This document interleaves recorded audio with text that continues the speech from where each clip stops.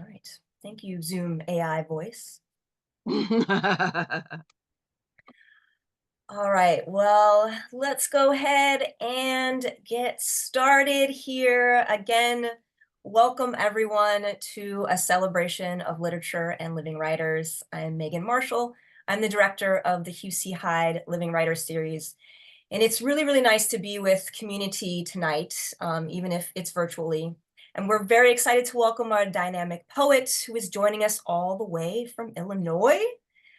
And even though we are coming to you tonight via Zoom, I do want to acknowledge the Kumeyaay land that we are privileged to inhabit and share here in San Diego. As members of the SDSU community, we acknowledge, respect, and celebrate their legacy. I'd also like to take a moment to thank those who have helped to make this event and series possible, and that includes Markle Tumlin, my fabulous co-host, who is joining us tonight. Also, our other friends from Love Library, Danyamuka Hall, Laura Bliss, and Rebecca Williamson. I'd also like to thank the Department of English and Comparative Literature and instructionally related activities for their continued support of this series. And just a couple reminders, please keep your mic muted during the presentation. And as I mentioned, it is being recorded. If you'd like to view the recording after this evening, you can check it out along with lots of other cool content on the Hugh C. Living Writers YouTube channel. There will be a Q&A portion after the presentation, so at that point you can feel free to share any questions you might have, either by using the little hand raise function and unmuting yourself, or you can put them into the chat and we will get through as many as we have or we can possible with the time that we have allotted. So without further ado, it is my honor and pleasure to introduce our featured author. Allison Joseph is a poet, a mentor, an editor, and educator. She is the ultimate literary citizen, as she serves as editor and poetry editor of Crab Orchard Review, moderator of the Creative Writers Opportunities List, publisher of No Chair Press, and former director of the Young Writers Workshop, a summer workshop for teen writers. She's the author of over 15 books and chapbooks, including What Keeps Us Here, Soul Train, Corporal Muse, and What Once You Loved. And she has also published fiction and nonfiction. Her latest full-length collection of poetry, Confessions of a Barefaced Woman, from which she'll be sharing tonight, amongst other things, was chosen as the gold first place winner in the poetry category of the 2019 Feathered Quill Book Awards, and was a 2019 nominee in the poetry category of the NAACP Image Awards, and a finalist for both the Montaigne Medal and the Da Vinci Eye Book Award. Joseph directs the MFA program in creative writing at Southern Illinois University. When reading the sharply wrought, form-wise lyrical poems in Confessions of a Barefaced Woman, I was reminded of a line from Muriel Rukeyser. What would happen if one woman told the truth about her life? The world would split open. Perhaps now, more than ever, it is essential to listen to the truths and voices of women. The honest, impactful confessions from Joseph's collection reveal struggles, joys, and all the in-betweens on the journey from girlhood to womanhood. From a childhood ballad in which the speaker wonders, where are those girls who used to sing my name? To a litany of regrets. I should be a woman who doesn't say, I should be. The poems are barefaced in their direct portrayals, revealing experiences at once personal and universal, while challenging stereotypes of beauty and domesticity. They make us want to be ideal listeners. Her book in our hands, as we follow along, word for word, every poem one more chance to show us all how this should be done. So please join me in giving a warm Zoom welcome to Allison Joseph. Hello, hello, hello, hello, everyone, and thank you for spending part of this very precious time acknowledging poetry and its role in our lives, and why at times like this, poetry is more important than just about anything. Of course, I would say that I am a poet and I've been a poet for decades, but I really think finding the ways in which we can remind ourselves of our own humanity, our own creativity, our own vulnerability is what gets us through the feeling that nobody's listening or people want to do us harm. I don't want to be Pollyanna-ish and negate that, yes, there are people that want to do harm to other people right now, and that's really souring the national mood. But I think when we sit with words, when we sit with language, when we sit with story, when we sit with music, or an inner renaissance that happens to evoke both a period in history and Beyonce. So thank you for that great introduction. I'm really happy to be here. I'm going to read actually from some other poems that might speak to this moment really well. And partially I'll be reading from the follow-up to the book you described, which is called Lexicon, also published by Hen Press, another California press. And they're going to be doing my next book, which should be out next year, called Dwelling. So it's kind of Confessions, Lexicon, and Dwelling are kind of a trilogy. But before I read from Lexicon, I want to read from this book, which is probably my newest chapbook, and it's called Recover. And it's got some poems that really speak to this moment, although I didn't intend them to speak to this moment. It just kind of happened. This first poem, I'm teaching right now to my students a lot about the poetic form, the villanelle, which is one of my favorite forms. And this poem is a villanelle. And I was thinking of college administrations when I titled it Administration. But the word administration is very flexible. So take that as you will. Of course, the villanelle form has two refrains that wind through the poem. Of course, you probably know the famous villanelle, "Do not go gentle into that good night," Dylan Thomas, and maybe you know Elizabeth Bishop's One Art or Sylvia Plath's Mad Girl love song. How after reading those poems, how could I not fall in love with the form? So this is called Administration. The world is full of shady liars, so gleefully they ply their trade. I'll dance around their funeral pyres. We run around, put out their fires, aggrieved while they sip lemonade.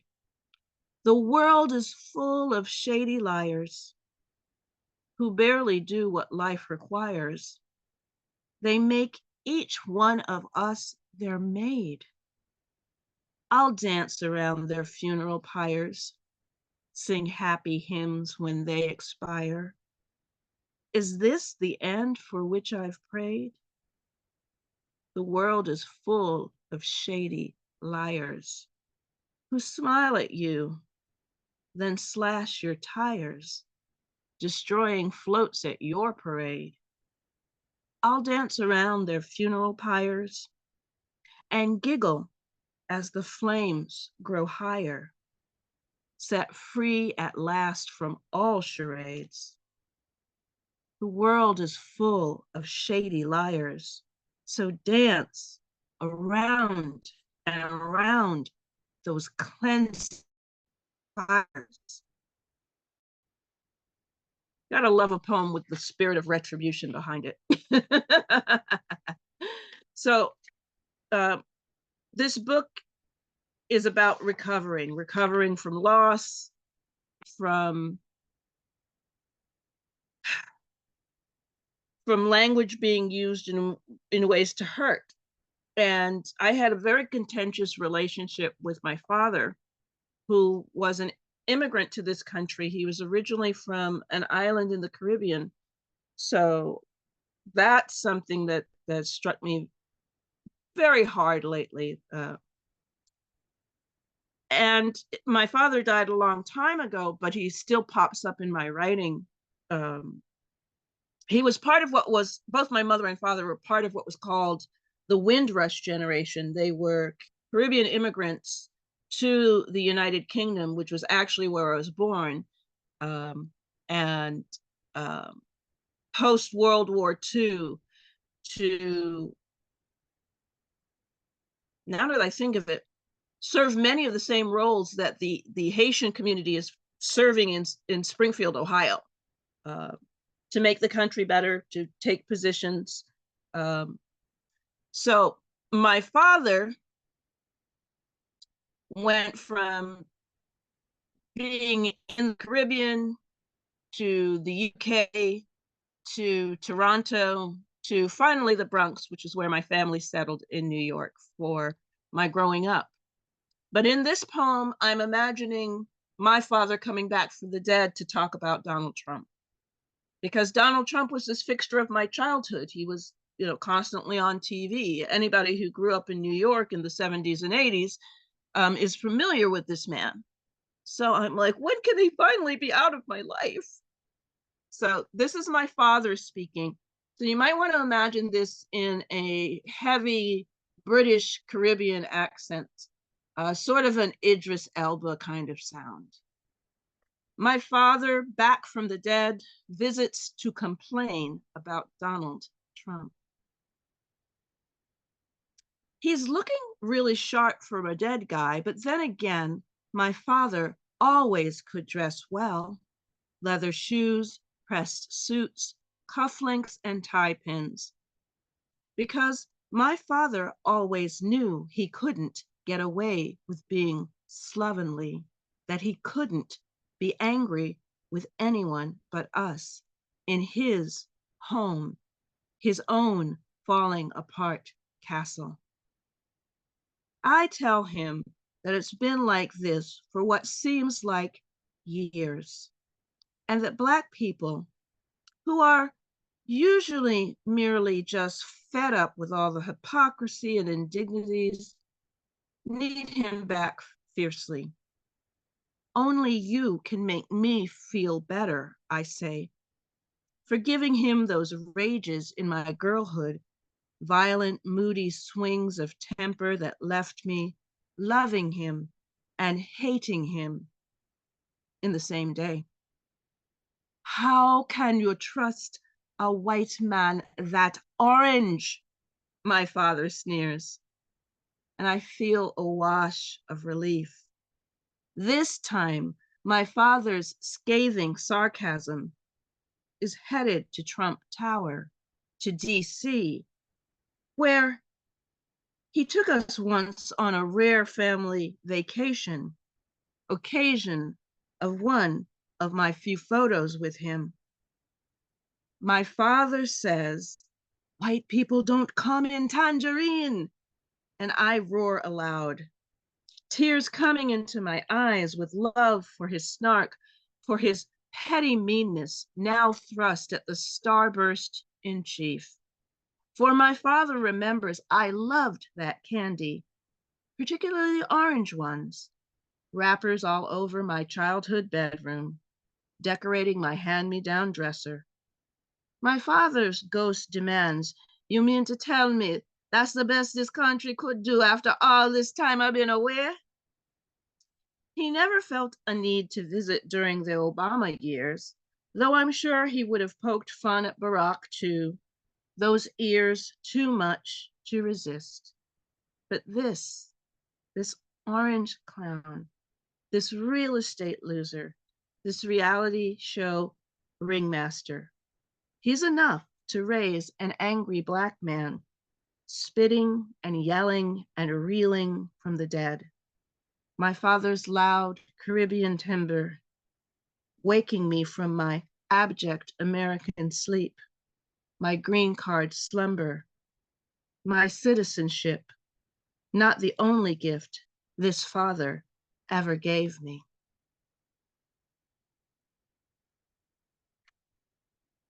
So that's that. That's some politics for you. And if you're a Donald Trump fan, I truly apologize. But this has been a long time that this man has been a presence in my life and my family's life. But I want to take us back to another inauguration. the day, and I live in the bottom part of Illinois, but I frequently take the train, the Amtrak, which comes dead center through my town and dead center through Illinois up to Chicago. In fact, I'll be doing that in a couple of days. And before Amtrak had a residency, I would be on the train writing poems, because you get on and my stop, Carbondale, is the first stop or the last stop, depending on which way I'm going. And hours and hours go by, and flatness outside of my window, because the middle of the state of Illinois is rather flat. Not where I live, but the middle of the state. And I mean, I've written so many poems on and observed and met so many people on that train. And one of the 3 trains that pass through town goes all the way down to New Orleans. So goes all the way through the center of the country. And in December, I'll be taking it down to New Orleans, which is the best way to go into New Orleans, because you get off the train and you're right in the center of the city. But this is a poem I wrote anticipating the inauguration of Barack Obama. And I met a family on the train, and they were going to Chicago too. And I think the only thing I might need to gloss for people who aren't familiar with this was, it's not on television anymore, but for many, many years, a gentleman named Jerry Springer had a daytime talk show that was a bit of a free-for-all, let's put it that way. So this is called The Truth About Public Transportation. The truth about public transportation is that it's public.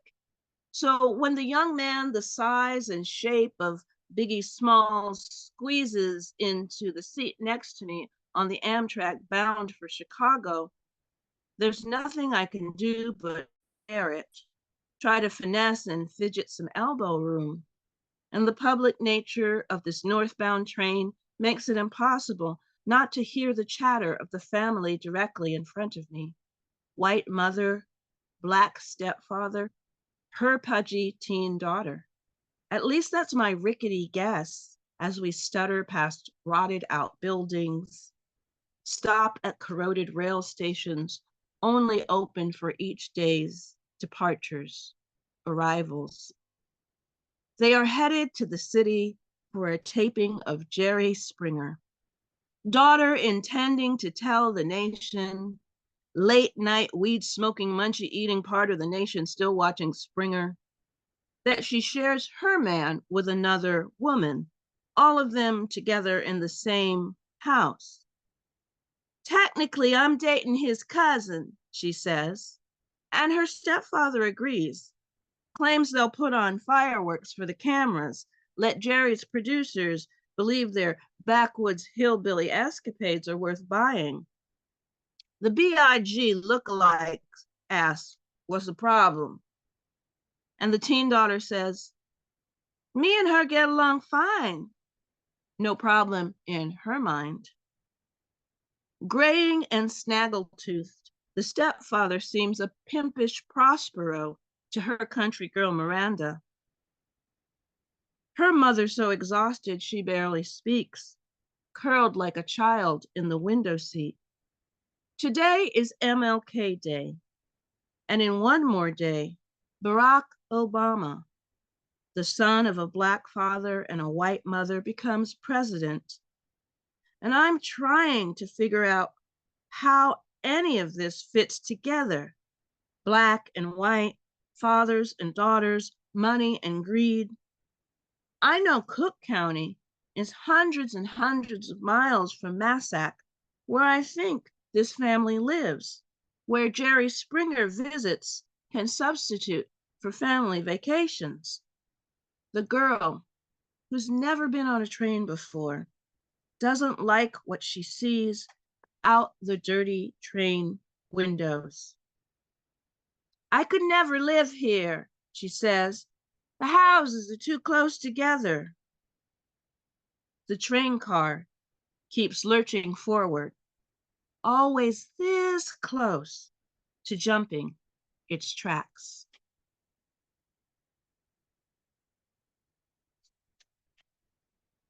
This comes from, I'm a big chapbook head, and a chapbook is just a shorter collection of poems. And when my graduate students are beginning to think about publishing their work, one of the things I tell them is like, publishing a chapbook is a really good way to sort of get yourself established. You can do readings, and generally they are art objects. This one came from a press in Ohio called NightBallet Press, and it had actually, the little book had actually gone out of print, and they decided to reprint it for me and made it look really pretty. So this next poem is inspired by, I'm a big music person and almost all types of music. But this was inspired by the Talking Heads, the rock group with David Byrne, Tina Weymouth, Jerry Hairston, and Chris on the drums, whose last name escapes me at the moment.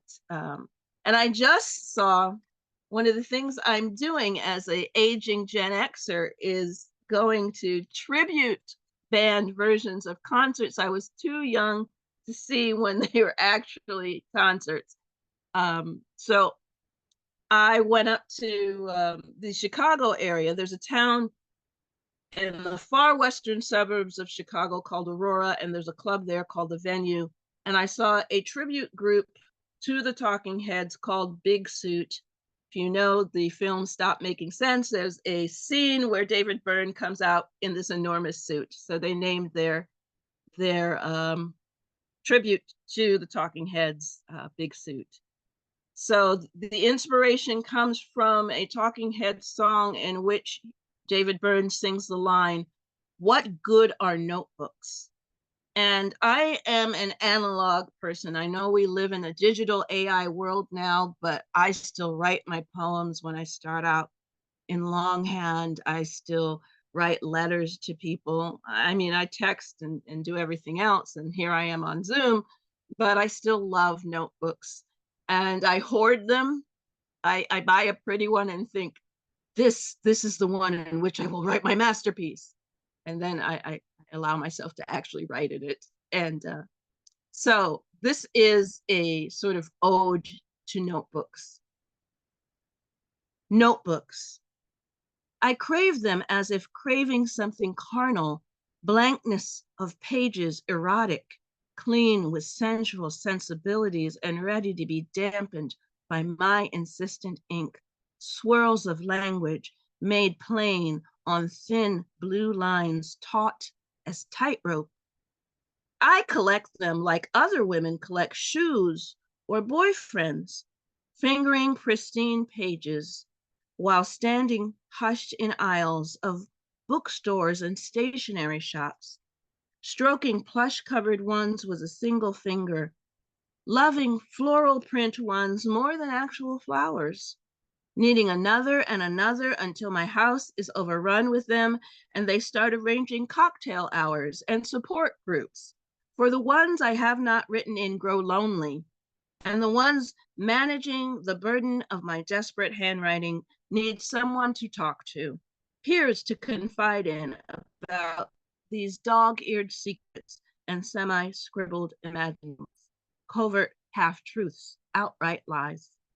How they congregate around my bed, waiting for me to pick one up, start another hazy page of scrawls and arrows, cross-outs and restarts, confessions that will never be confessions until I judge them fit for judgment. Sometimes when fate has flattened me with its one hard fist, only the black and white composition notebooks of childhood will do, marbled covers unchanged from when I first learned cursive, one letter reaching for the next in the crazy tilting of my untested hand. Only those wide ruled lines will do, those patient beginnings. So I am a proponent of people still learning cursive writing because I think it does something to your brain. Um, and it seems that some states are going back to teaching children cursive writing, some are abandoning it. It's very strange. When I ask my students to write in class, sometimes they're really anxious about it because, like, I can't write fast enough. I was only taught print. Um, so it's a strange thing, but yes, you will find lots of notebooks. And I found a great source of notebooks that I didn't know until recently. You're probably familiar with the Asian supermarket chain H Mart. A lot of H Marts have these wonderful stationery stores attached, and the notebooks are beautiful. And they come in all shapes and sizes, and some are small, and some have motivational sayings on them. And it's like I could drop a lot of money there in H Mart on just the notebooks alone. Not every H Mart, but usually the bigger ones have a lovely stationery store attached. So I'm going to read a few poems from Lexicon, and then we can do question and answer. And Lexicon is a book about language, thus the title. And I am a poet through and through, but before I was even a poet, I was a person who loved words and what words signified and how they made me feel. I was the kind of kid who would read the dictionary. Like every family on the block where I grew up had we didn't always have a lot of books because they were libraries, but everybody had like that big, thick dictionary.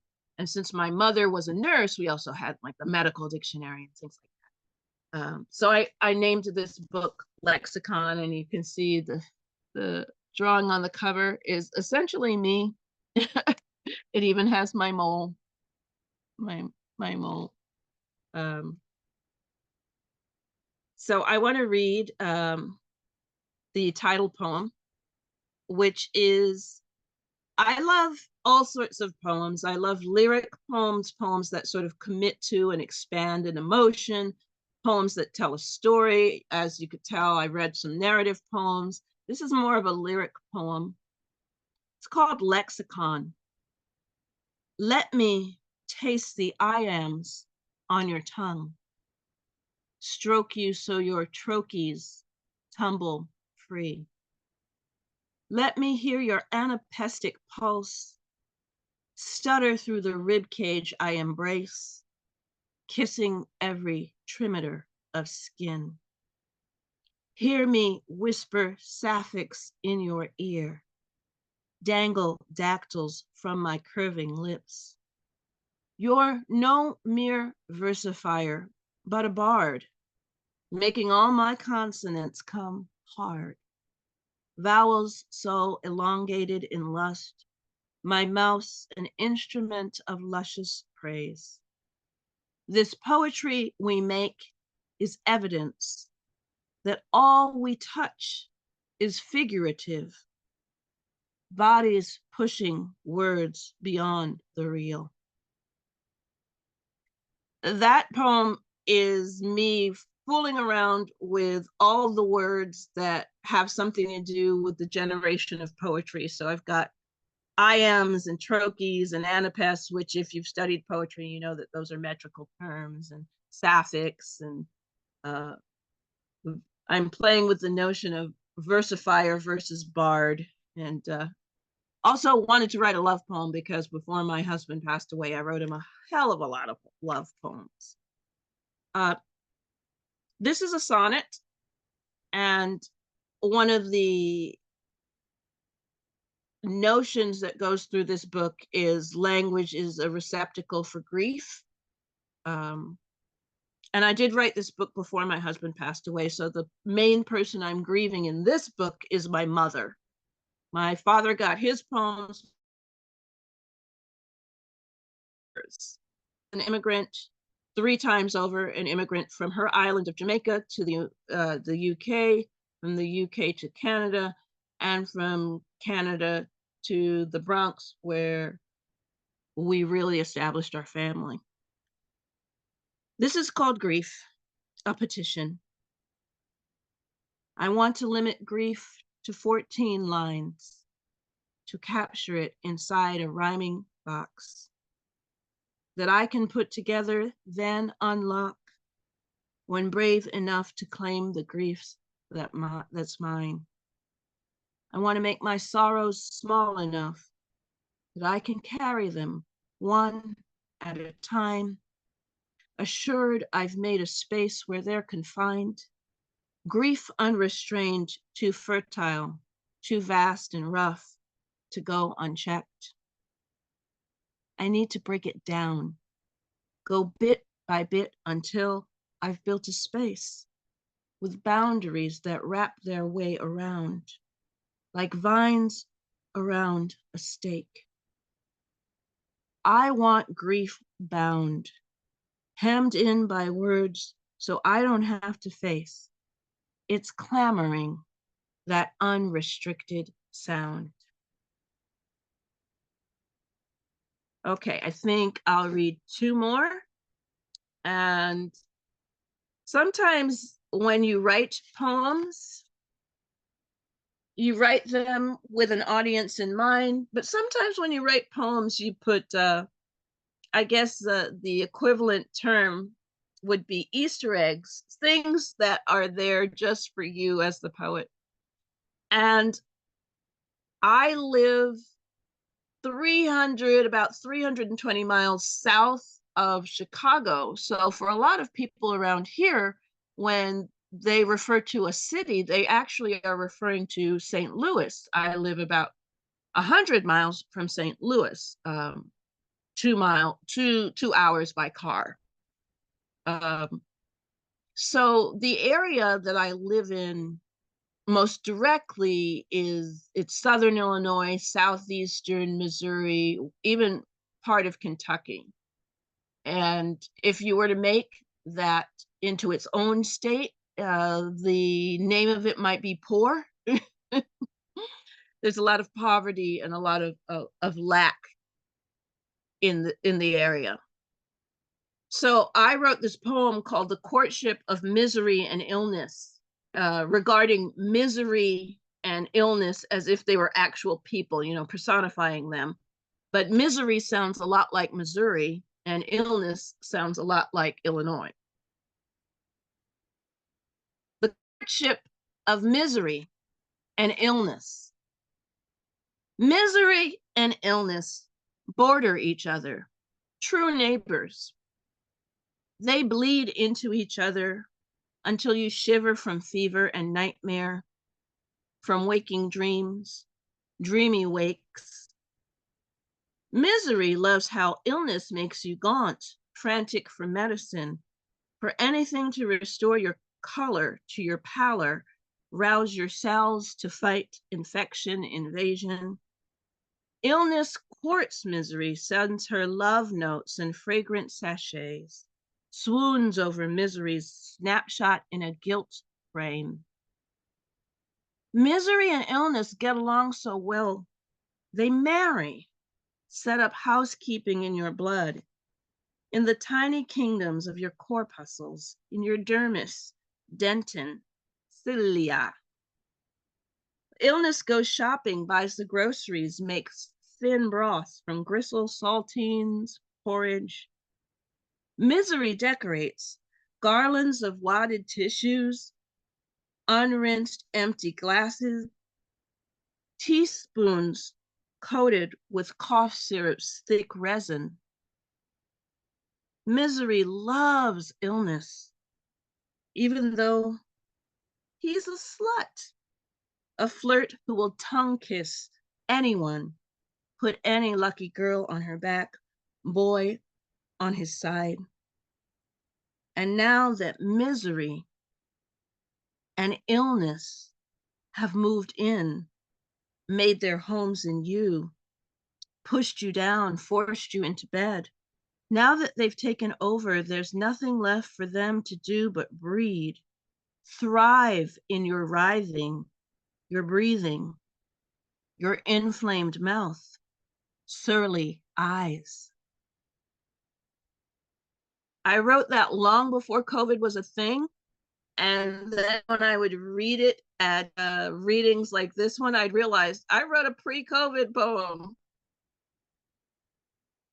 So I'm going to conclude with a poem about food, which is another favorite topic of mine. And there are lots of debates online about what people should eat or what they shouldn't eat to lose weight or to have a healthier lifestyle. But sometimes you don't want to be healthy. Sometimes you want to be ravenous. So that's the title of this poem. And again, thank you so much for having me. Hopefully I can come in person at some other time, but thank you so much for having me to be part of the Living Writers series. So this closing poem is called Ravenous. I want chocolate all over my fingers, melted and smooth, so I cannot resist licking the tip of each finger as my palm's heat melts the candy. I want popcorn with real butter, popped in a pan, not a microwave, salt sprinkled on each kernel, not settling to the bottom of the bowl. I want cheese, not processed cheese food, but real cheese. Monterey Jack and Gouda, Edam and cheddar, entire wheels of brie melting and waiting for my cracker. I want crackers. I want to crush my crackers with my fists and leave a mess I won't clean up tomorrow. A profusion of dirty dishes cooked in pots, bowls with cake batter clinging inside. I don't want anything steamed or light or low fat. I don't want to eat healthy choice meals, taking them from their hideous green boxes and dumping them in the trash instead. Jeering the tiny portions that look nothing like the meals on the boxes. I don't care if my arteries clog with fatty sludge. Tonight, I want grease and fat and salt, real granules of real sugar, no equal or sweetened low for this tongue, this hungry body, ravenous mouth. Thank you so much. Thank you so much. Thank you, Allison. Oh, that was beautiful. Well, we like to do this thing. I feel like the one thing lacking with the virtual readings is you can't actually hear the round of applause. So if y'all want to unmute yourselves and let Allison hear your applause, please do so. She deserves it. Thank you. Thank you. Thank you. You can also do jazz hands. Yeah. Woo!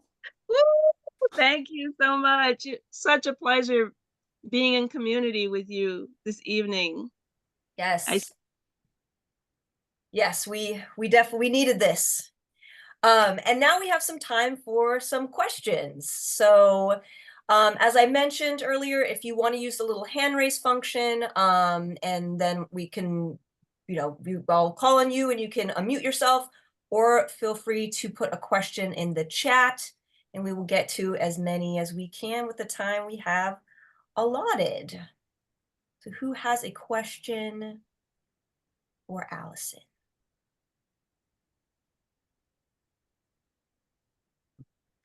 Well, maybe I can start us off here while folks are putting them in the chat, or again, use the little hand raise function. I love your love of traditional form. And I wonder if you could talk to us a little bit about where that started, or just, what kind of draws you to those vessels for your poems. So I am a poetry teacher.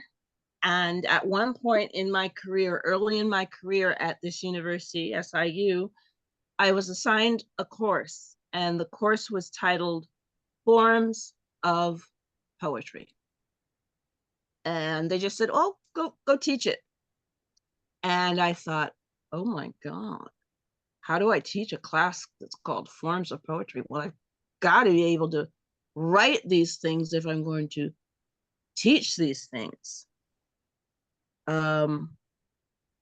So there was a lot of self-education about writing in traditional forms.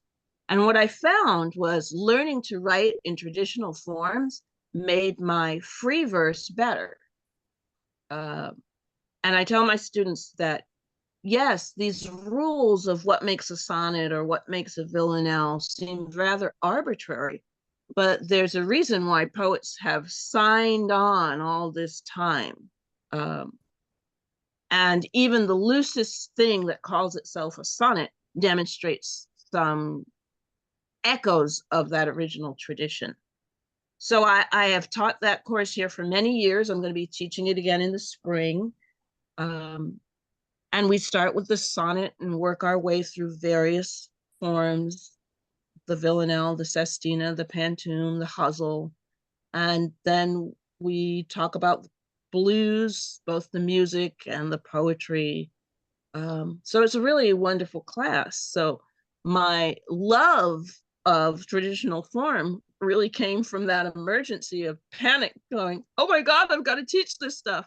And this is true in higher education. Sometimes you're thrown, not that I didn't know anything about traditional forms before I started teaching that course, but sometimes you're thrown something and it becomes what you become expert in. I'm not necessarily saying I'm an expert, but it becomes what you become proficient in, because there it is, another semester, and here's a bunch of people who don't know what a sonnet is, or maybe have read them in a lit class, but have never attempted to write one. So that's really where my love comes from for traditional forms. And also sometimes you have the components for a poem and you want to pour it into some kind of vessel, some kind of shape. And that shape can convey something to your audience. When I write a sonnet, there's that feeling of, oh, here, there's 14 lines in which I get to say something or celebrate something or make a point. And if it's a, say, Shakespearean sonnet, I'm going to have sort of 3 chess moves before I get to that closing couplet. So if I feel that the material that I have already that's in my brain, the story I want to tell or the emotion I want to express, if I know that it sort of has these 3 mini movements in it already, okay, I'll try it in a sonnet first.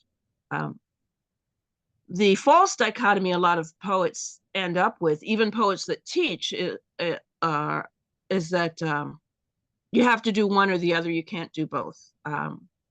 I write a lot of free verse too. I love free verse. And I think that the love that I have for free verse is connected to my love of jazz, because, jazz is something where you improvise, and free verse is something where you improvise the length of every line.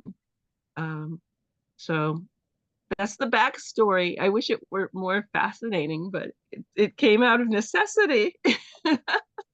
Well, I think that is a wonderful backstory. And, I always think too that you really don't know something until you have to teach it to someone else, and you really have to learn so much in order to be able to convey that information adequately. And in the course of your answer, I think you've hit some of the other questions. It's about the nature of form. Do you start with the form in mind, find the particular vessel? So we appreciate that. Let's see. I'm gonna look at Bree had a question about the publishing process of getting, the chapbooks you had mentioned, and this is also advice that I pass along to students, is to start with that chapbook can often lead itself or lend itself to a full-length collection. And since you have so many, books that you've published over the years, can you talk a little bit about that process? Right. I tell my students that when you're doing a full-length book, it's the whole pizza. When you're doing a chapbook, it's a slice. So you're thinking about And I assist students in our MFA program all the time, putting together their final thesis manuscripts that will one day books out in the world. One way to think about it is if you have a collection of 24 adorable poems, you don't have to struggle to make that something longer. Sometimes they just announce themselves as 24 poems that are on perhaps similar subjects. I think a full-length book has the notion that it's going to be a longer trip, that it's going to be, to quote the Beatles, a long and winding road.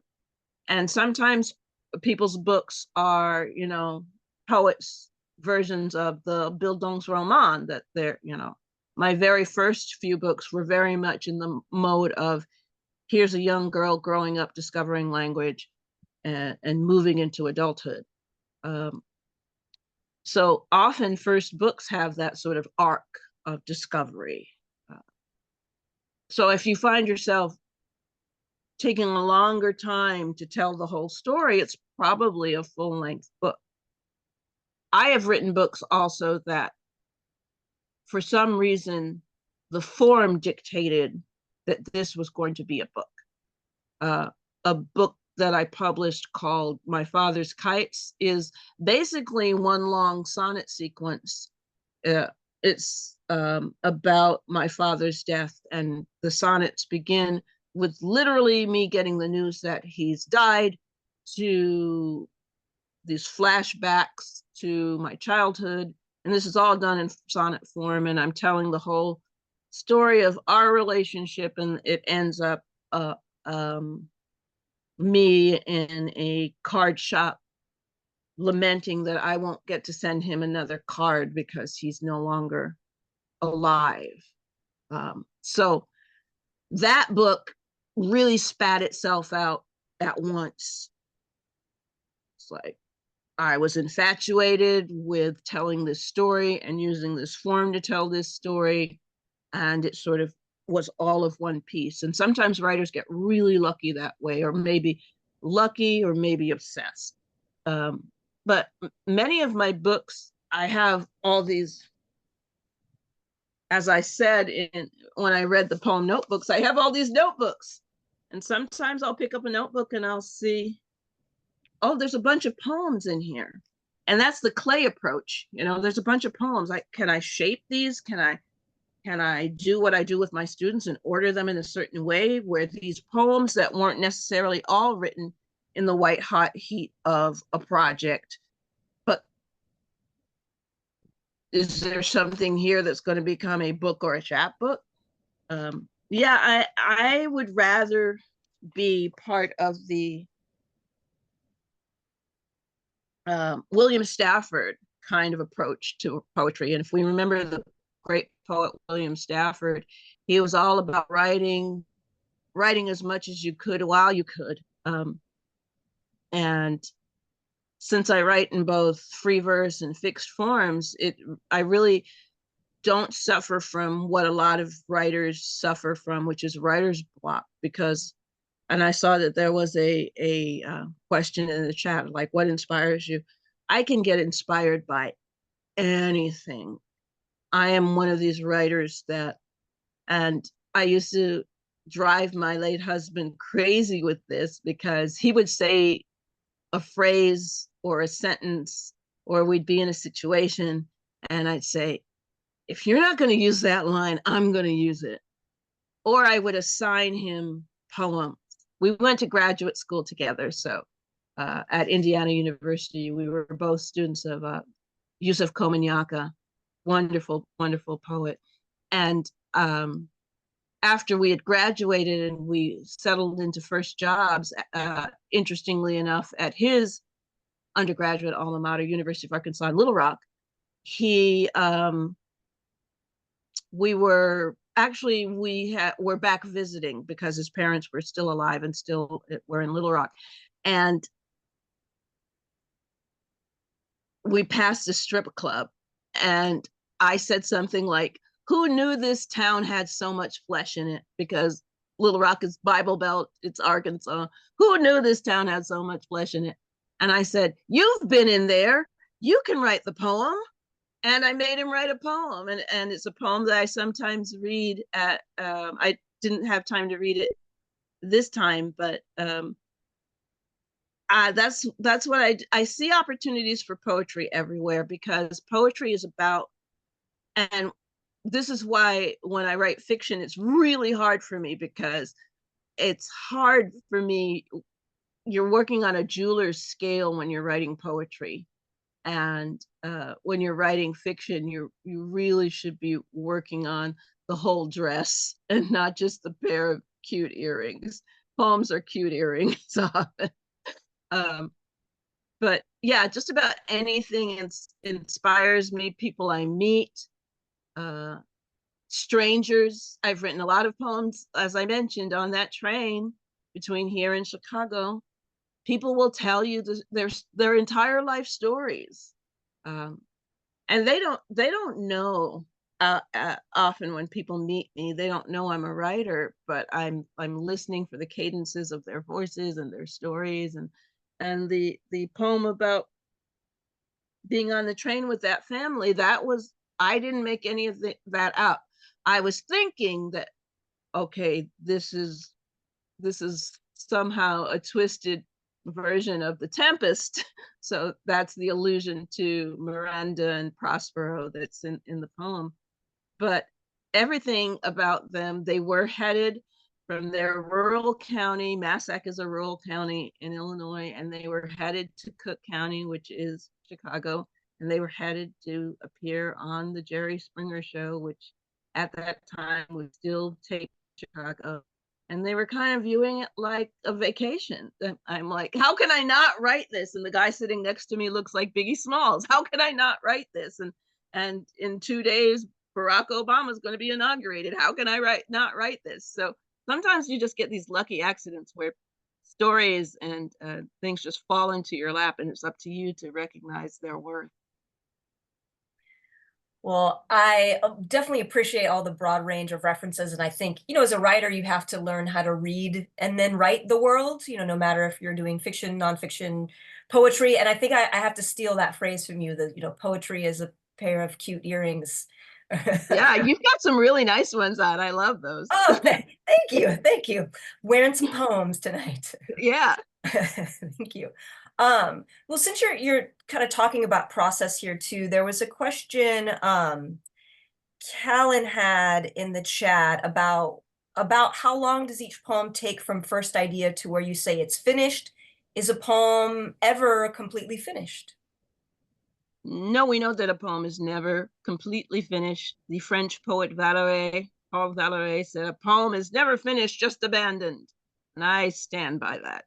Sometimes and we have these apparatuses for poets. We have workshops and we have magazines you can submit your poems to, and the poem comes out in a magazine and people can read it and it's considered finished. And then a version might appear in a book and it might be different from the version that was in the magazine. But poets never stop revising. John and I used to house sit for Yusef back in the day, and we had access to his library and pick up his very first collection before he was famous, before he was Pulitzer Prize winning poet Yusef Komunyakaa. And there are hash marks and crossouts in this very first little chapbook being published. Yeah, so he's still revising things he wrote long ago. So a poem is never finished, but you get it to the point where it's presentable. It's like being a mother with children. Some days your kids are going to look cute for the school picture, and some days, you're just going to put on their sneakers and make sure that they have clothes on and that they're relatively clean. So, I'm not a mother, so I'm making that analogy from total ignorance, but some poems are going to require weeks, some are going to require months, and some are going to require years, and some you may abandon. when you're 30 and revisit when you're 50. That's the great thing. Poetry as a avocation, as something you want to pursue, is only dependent on the amount of patience that you have with it. So it's not dependent on, and I am a fan, I'm a tennis fan, and it's been heartbreaking for me to see the decline of Rafael Nadal, my favorite player. Rafael has finally decided to step away, but he can't quite do it. He keeps coming back for matches. And Federer, who I also like, had a much cleaner break. It's like, this is it. This is it. So we don't have to worry about that as poets. It's not dependent on, it is, stay as healthy as you can. But, one of my role models and heroines as a poet and writer is Gwendolyn Brooks, who passed away at age 83. And the story that her daughter, Nora, tells is that on her deathbed, her last request was to have a pen placed in her hand so that when she met God, God would know she was a writer. I just love that so much. So sometimes things are finished and then you bring it into a workshop or you give it to a trusted reader. Okay, well, fuck it, like I got. Sorry about that. That was a little glitch there. You bring it into workshop, or you share it with a trusted reader, your first reader. Everybody should have a first reader. And you see things that you could change. You see things that you could, and then you dive back in again. So yeah. But if I feel a poem is strong enough for me to send it out into the world, with a little bow in its hair, then it's finished. For now. Another beautiful analogy. Well, maybe just a couple more. So since my students read Confessions of a Barefaced Woman, I wonder if you could answer a question about a specific poem, a poem that we discussed in class. So this is from Kalela, and she was wondering about the poem The Other Allison. Oh, yeah. Yeah, it was a book that stuck out as uniquely unsettling and exhibited an interesting setting.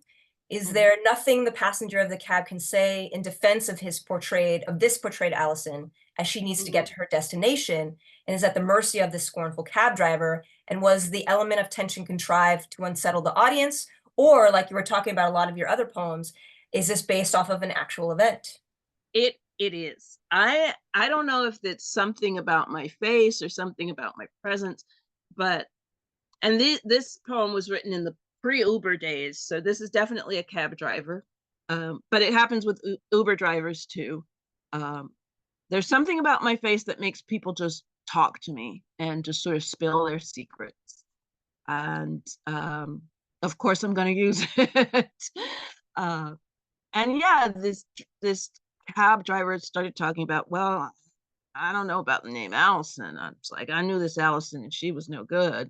It's like I felt I have to protect this Allison that I don't even know. I have to tell her story. I have to make sure that the world knows that she wasn't terrible. And I'm also fascinated by names, particularly because names are cyclical. And you've probably seen all these articles about names coming back or names dying off. And there's, in 20 years, there'll be nobody named this particular name, which really is kind of a reductive way to look at names.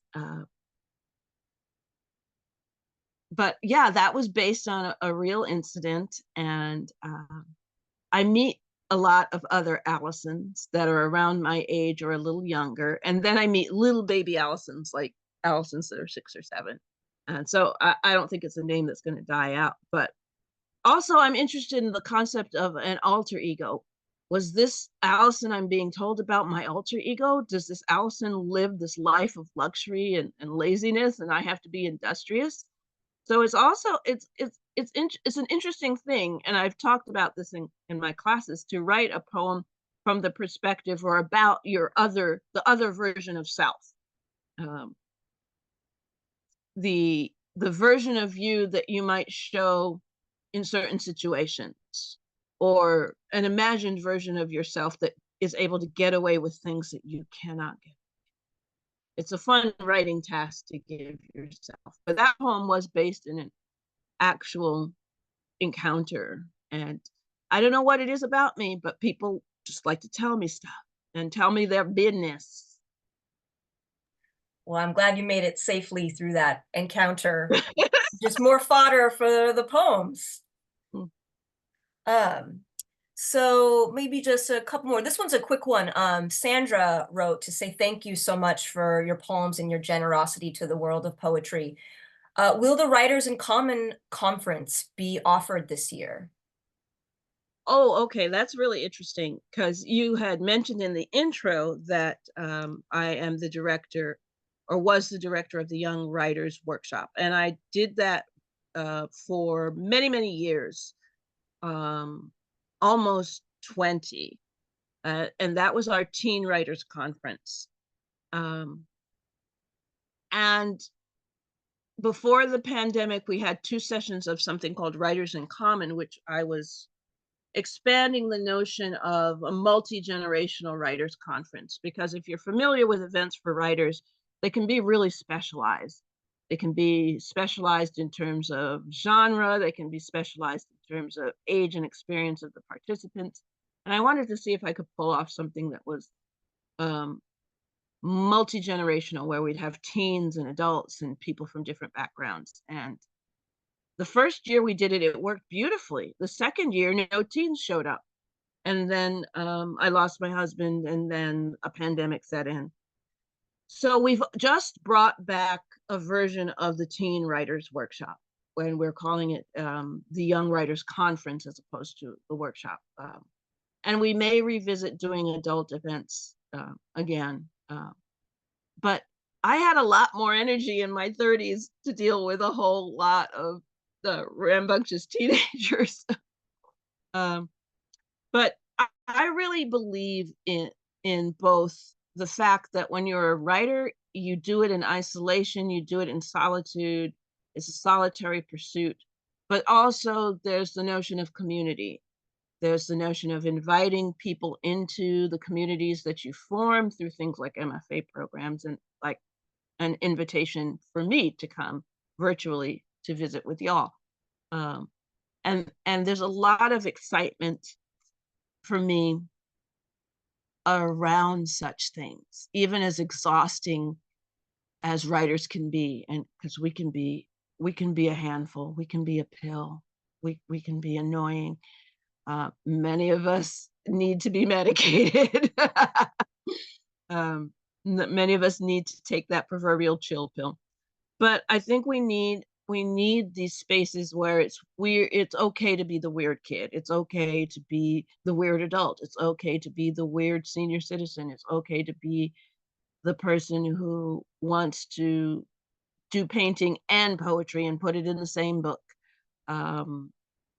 All of those things are blessings, but we need both components. And that's why there are also, and this word is being phased out of people's vocabularies, but writers, what used to be known as writers' colonies, people tend to use the word residencies, but places like Yaddo and Vermont Studio Center are places where you can go to for an extended stretch of time and get away from your regular life and just concentrate on writing. And what's great about those places, many of them are multidisciplinary. So you might be at Yaddo with people doing visual arts. You might be, I know the one I know best and have been to twice is the Vermont Studio Center in Johnson, Vermont. And there you will be with some of the best visual artists and conceptual artists from around the world. They've got an international program. So yeah, there's this balance that you strike between, being alone to write the poem or write the novel or write the story or write the essay, and then stepping into the world to share it through whatever mechanism, whether that means writing conferences or workshops or what have you. But yeah, I talk a lot about I talk a lot to my students about possibilities that exist for communion with other writers, but hopefully we'll get an adult program back. It's up to me, really, and the amount of energy I have. Well, you do so much and have done so much for the community that, you know, even if it doesn't manifest, you're still encouraging literary citizenship and community. And maybe we'll see you at AWP. Oh, that's the problem. AWP in 2025 is smack dab during the week where most of my graduate students are finishing up their thesis projects. That's that very week in March. So unfortunately, I won't be in California that week. Well, again, one of these days, Yes, at least we have yeah. Zoom. And We I'm had you glad here we in have. April. We had you in April. Yes, and that I was met that. you at the Robert Frost. Yes. I thought you looked familiar. It was quite an event. So many amazing poets, so much good stuff. And my appreciation for Frost really deepened after that conference. I'd always like, of course, yeah, great poet, but I really had a good time just appreciating his work a whole lot more. Well, maybe if we could end with this last question here. So Avery had put a question in the chat, speaking specifically about confessions, but I think that this applies to a lot of your work as well, is that poems being about girlhood, womanhood, Mm-hmm. you know, thinking about now this in our current moment, what would you want girls and women to take away from reading your work, or maybe anyone to take away from reading your work? Wow, that's an amazing question.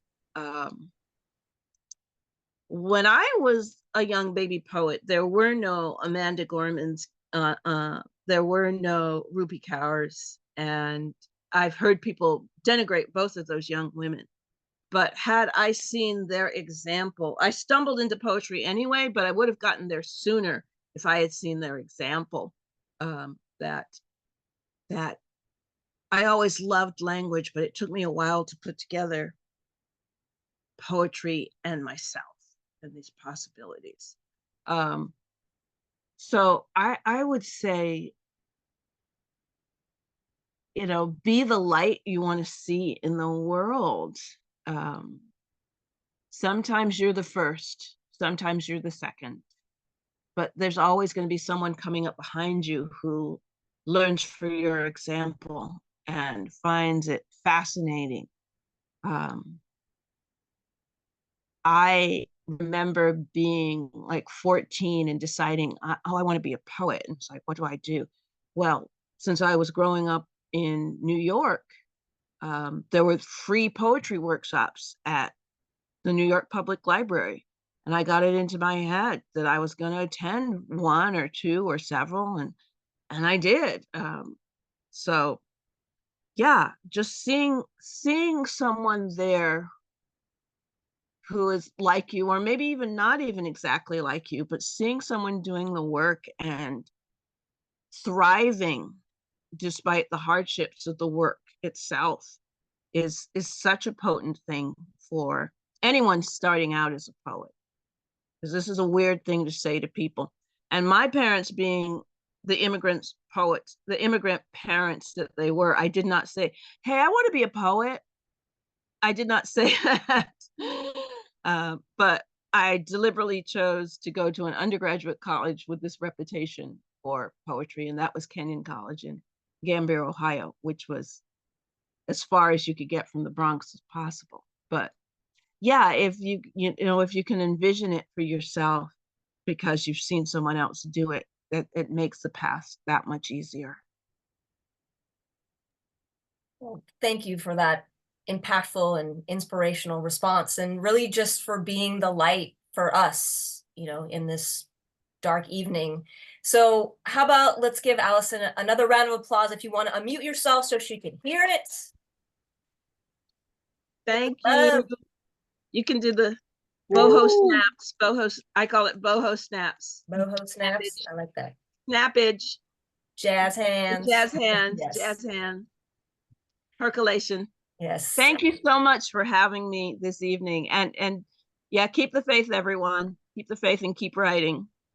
Yes. Thank you. Thank you so, so much, Allison. And be safe, be well, enjoy your students. And one of these days, yes, we're gonna see you in person. Yes. All right. Take care, everybody. Thank you, everyone. Be safe, everyone, and take care. Get some sleep tonight. Yes, me too. Yes. All right. Good night, everyone. Thank you, Allison. night. Thank you so Take much. care.